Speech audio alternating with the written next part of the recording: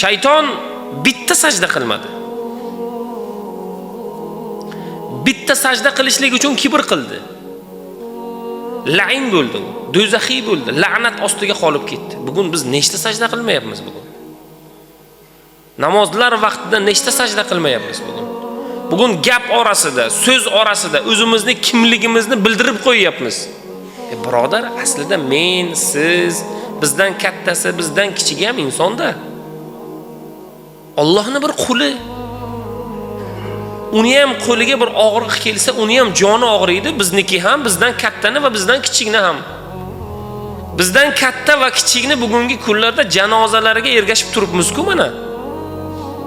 Ularni ham borayotgan joyi mana shu qabr ikkiga bir joy, o'shalarni ham tuproqqa qo'yapmiz. Ularning ham qabrlari bu qasr emas, tagida istiqbol qilinmagan yoki bir bugungi kundagi zamonaviy ta'mirlash ishlari olib borilmagan, ularni ham borib tuproqqa qo'yapmiz bugun.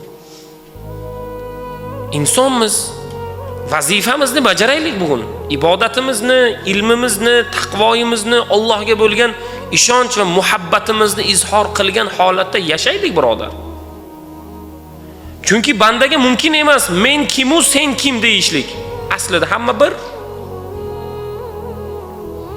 Alloh taologa bugungi kunda ertaga ro'za kelayotgan vaqtda ro'za olmaslik, bu hurmatsizlik, birodar, odobsizlik bu. Bandani Alloh taolo buyurgan buyruqni suiiste'mol qilib bajarmasligi bu odobsizlik. Aslida buni tagida nima yotadi? Itingiz sizga qarab vovullay boshlasa, bilingki kimdir unga ovqat beryapti.